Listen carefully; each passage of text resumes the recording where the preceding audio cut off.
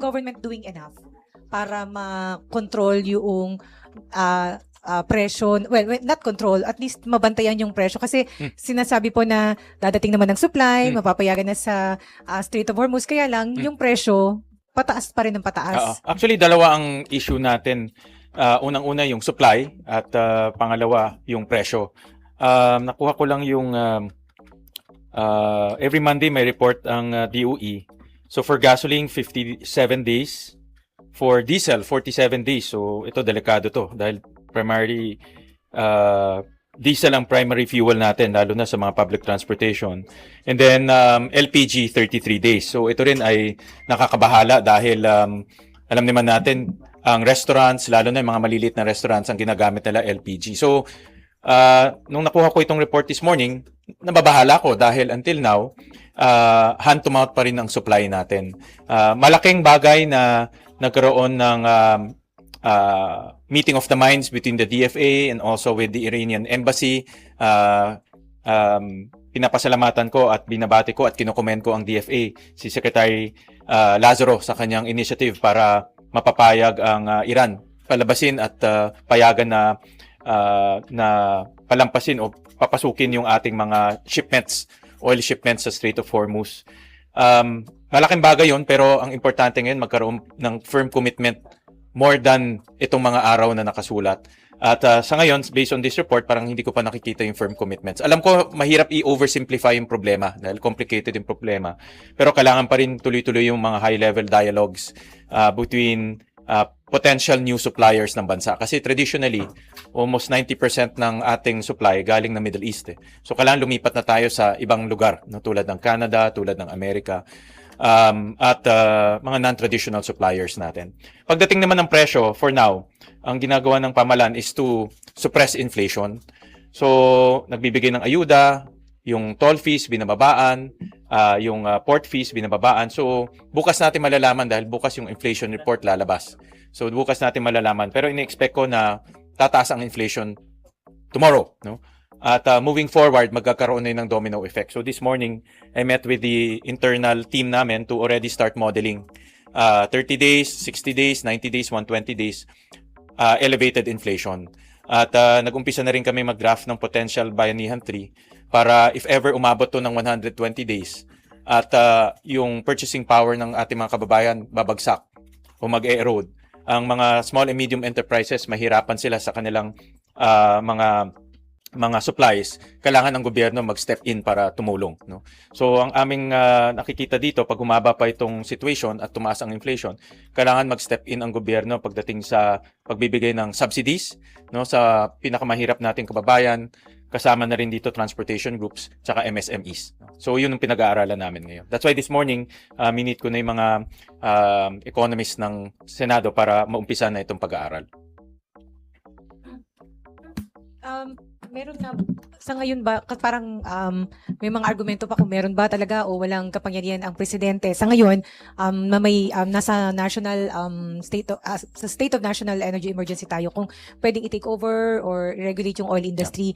Pero sa ngayon ba, may nakikita kayo ngayong pangangailangan? Dalawang bagay sa oil deregulation law na pwedeng gawin ng Pangulo pag nag-declare ng national emergency or national energy emergency, no?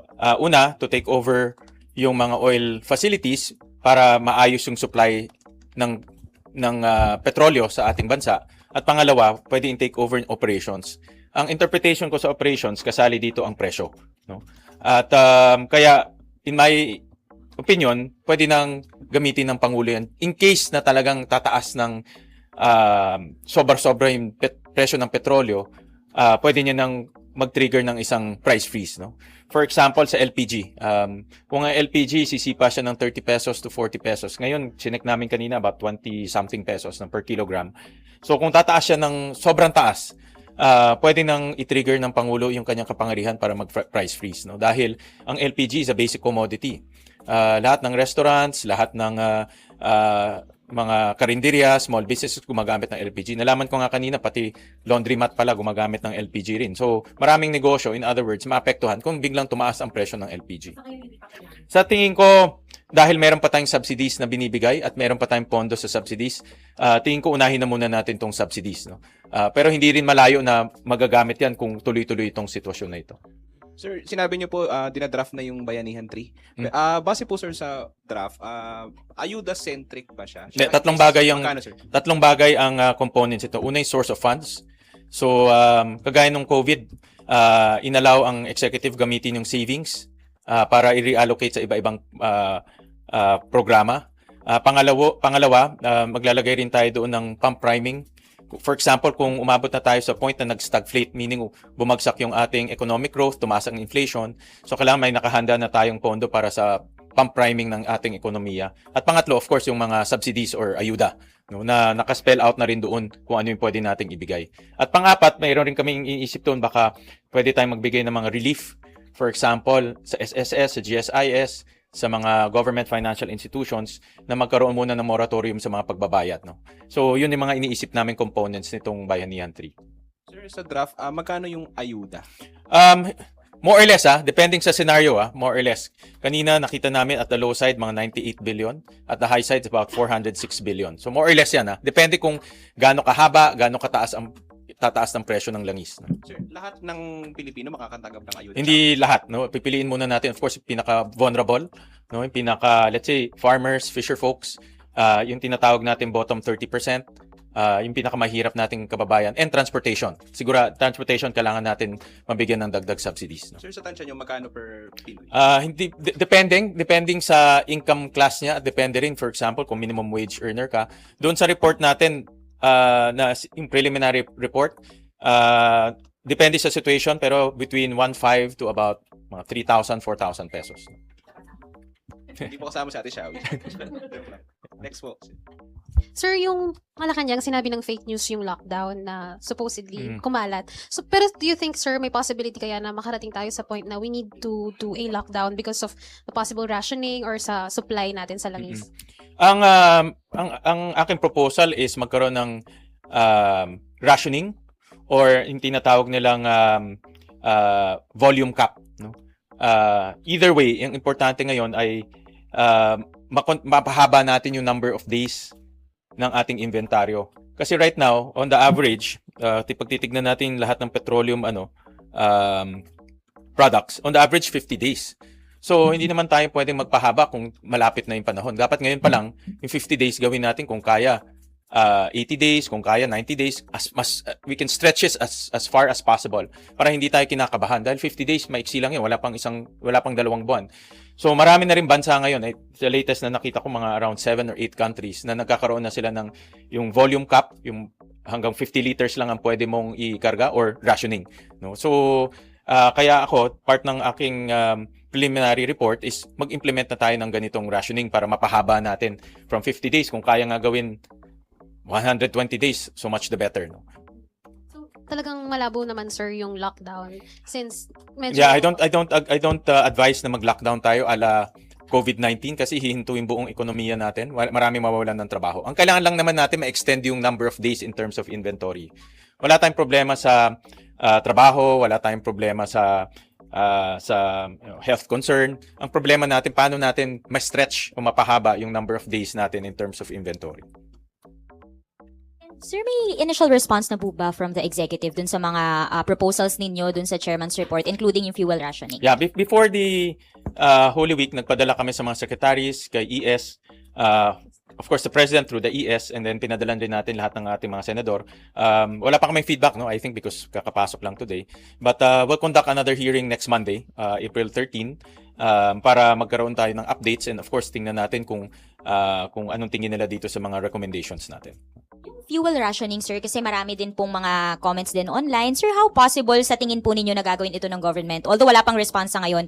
But considering na pinayagan nga daw po ng Iranian government yung Philippine flag vessels na mag-pass through dun sa Strait of Hormuz, Tama. kailangan pa po ba talaga? Yeah, yun ang gusto natin ration? malaman sa DOE, kung let's say, ilang bang mga barko ang naipit sa Strait of Hormuz? Ilang ba ang papayagan na lumayag o makalampas ng Strait of Hormuz para makita natin yung inventory levels natin. Sa ngayon kasi wala tayong information na ganun.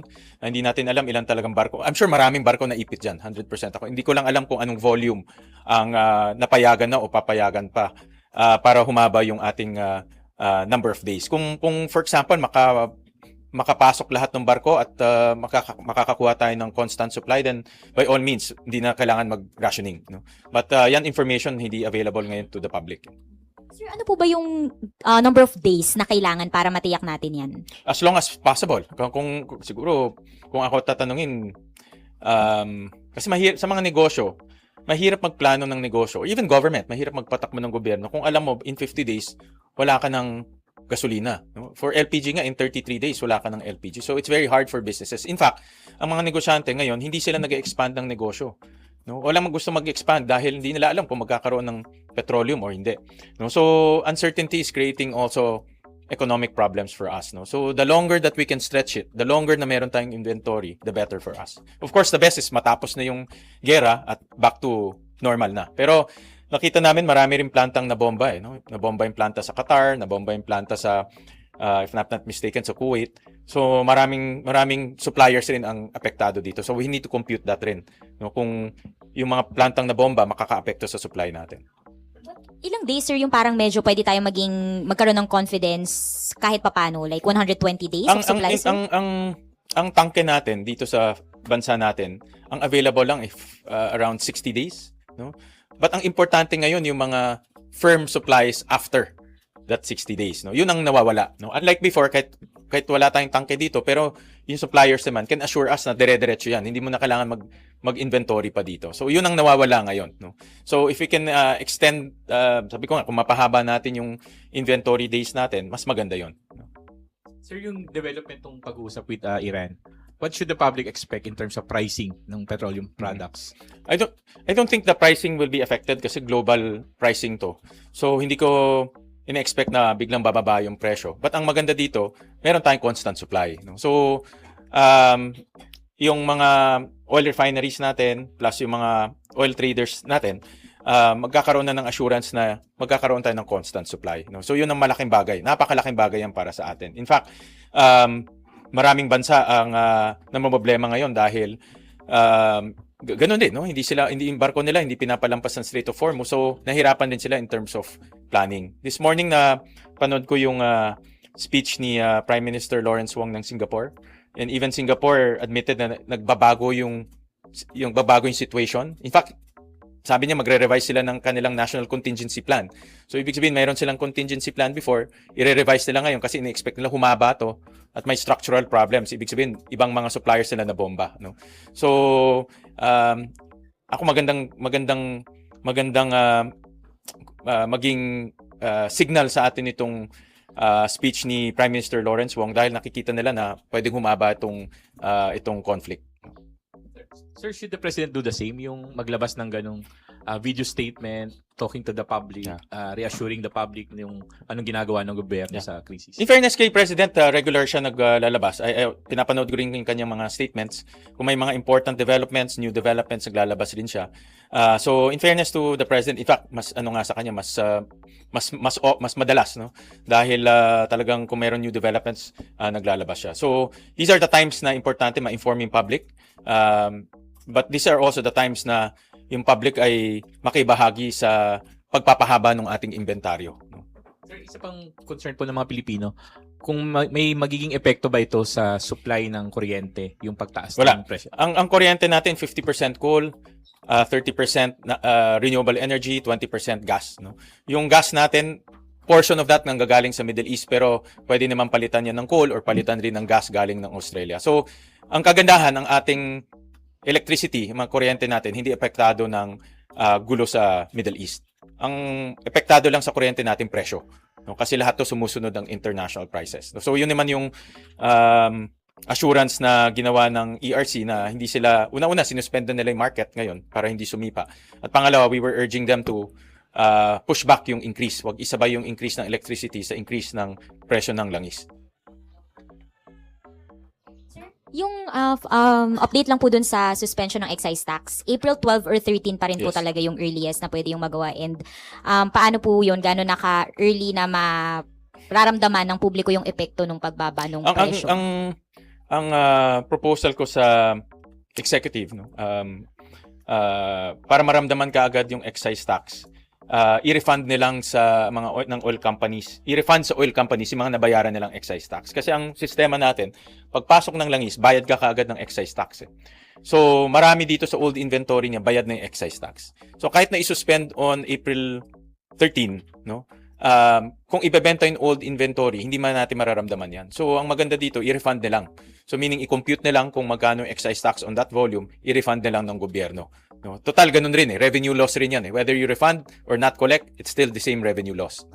Para maramdaman ka agad. Or else, mag-aantay pa tayo, I think, another 20 days para maubos, 20 to 30 days para maubos yung inventaryo.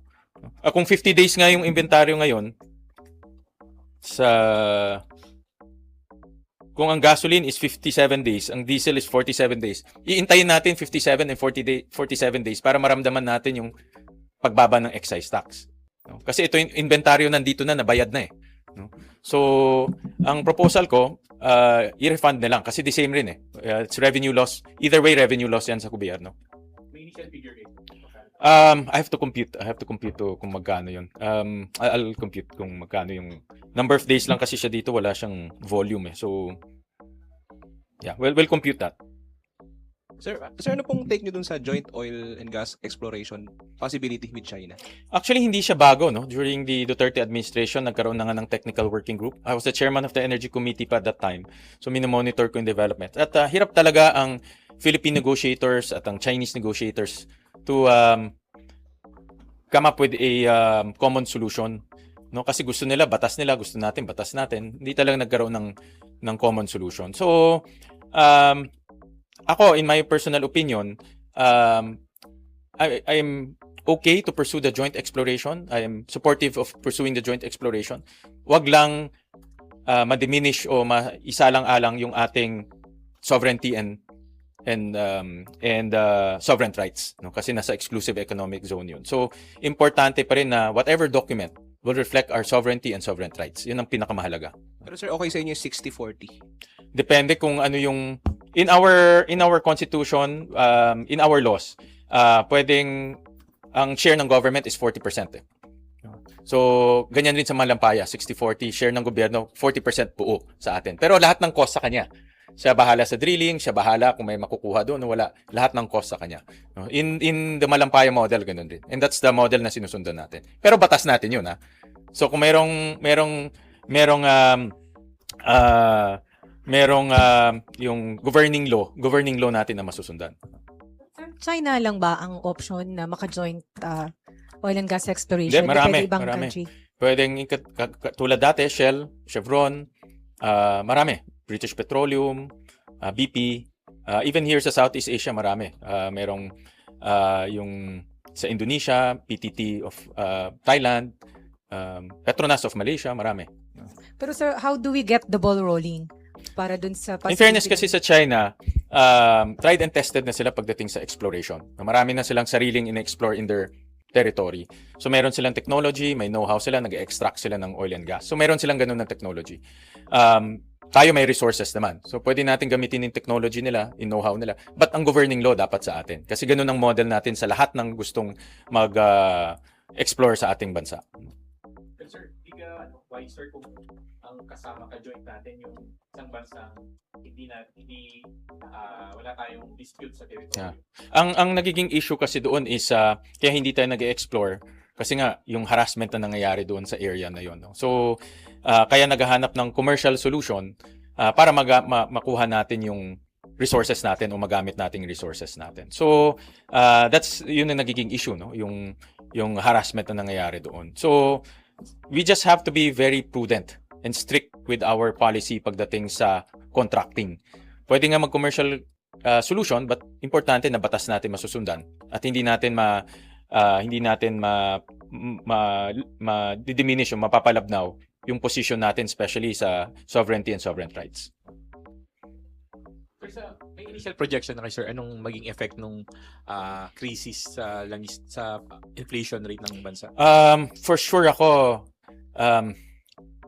I think maglalaro yan between 3%. Internal namin to, internal between 3 to 4%. Ang target natin for 2 to 4, no? But I don't think it will reach the low end, no? I'm sure it will be probably 3 to 4.5. Yun ang aming internal projections. But tomorrow we'll know that.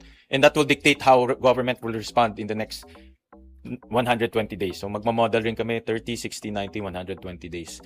So kasi from there, pag nakita natin malaki ang increase tomorrow, sigurado ako kakalat yan sa ibang mga produkto. Kaya dapat ready mag-intervene ang gobyerno. And should the government also take this opportunity to push yung ibang initiative like yung paggamit ng EVs, Yeah, actually, renewable energy? Ang pinaka mabilis sa atin para makaalis sa I would say yung hostage ng Middle East oil. Kasi yung hostage tayo, doon lang tayo bumibili is mag-transition tayo to electric vehicles. That's the fastest way. Kasi sa ating bansa, almost, I think, 70 to 80% ng imported petroleum natin pumupunta sa transportation. So kung makakaalis tayo doon, magagamit natin electric vehicles, hindi na tayo kailangan mag-import pa. So kailangan, meron akong balak mag-file ulit ng additional non-fiscal incentives sa magta-transition sa EVs. First, yung walang interest rates pag hihiram ka at bibili ka ng EVs. Pag hihiram ka sa Land Bank on DBP, interest-free. Pangalawa, pinapropose ko nga, walang toll fees north and south. No? Pag may EV ka, may toll fees, gagamit ka north and south, wala kang babayaran toll fees. Pangatlo nga, kung bagong driver ka, pati driving lessons, libre na rin. No? Kasi pag kukuha ka ng lisensya ngayon, mandatory na yung driving lessons. So kung new buyer of EV ka, or new driver ka, pwede kang ilibre na basta EV yung kukunin mo. So ito yung mga non-fiscal incentives na naiisip namin para maingganyo natin, mahikayat natin yung mga kababayan natin mag-transition to EVs. How about sir, yung mga bahay na gustong pagpakabit ng Pwede rin, solar pwede rin. system? Yeah. I think ang Land Bank panels. ngayon, if I'm not mistaken sa SSS, I think, GSIS, wala nang interest. Pag hihiram ka sa GSIS at magpapakabit ka ng solar, walang interest rates na babayaran. No, wala kang interest na babayaran. So, maganda rin yun. Para yung tao, pwede niyang gamitin yung kanyang hinuhulugan, umutang, pakabit siya ng solar. So, the same concept, i-apply natin sa EVs. Sir, yung original ng EVIDA, anong period yung transition dapat? Until- Tsaka ilang percent? Until 2020, ang hope namin that time, 2028, significant transition na tayo, no? Pero tingin ko baka kailangan i-extend pa for additional maybe 6 years, no? 4 to 6 years. But tingin ko after nitong experience natin with this oil crisis, maraming magta-transition talaga. Kasi, and government should encourage them to transition. Interest rin ng gobyerno na mapababa yung konsumo ng langis. How about sir, yung public infrastructure? Actually, in the law, pwede nang in the law, ang DOE can mandate maglagay na rin ng charging station. But in this new law na ifa-file namin, imamandate na namin by law, lahat ng public places, no? Malls, government buildings, 50% ng parking is for EVs at may charging station for EVs. And then by maybe 2030 or 2032, 100% na. Para ang tao mainganyo gumamit ng EV at may infrastructure. Sir, pwede ba i-provide ng gobyerno at least for ang initial period na free charging? Pwede, siguro. Well, we can explore that. No? Kasi maliit lang. Sabi mo nga, 1 peso lang per kilometer ang EV. So, it's really economical. No? So, we can explore that. No? The more incentives, the more we make it convenient for EV users, the better. Mas mabilis yung transition. How about sa mga PUVs? Kasi sila yung Oo nga Yeah, totoo yan.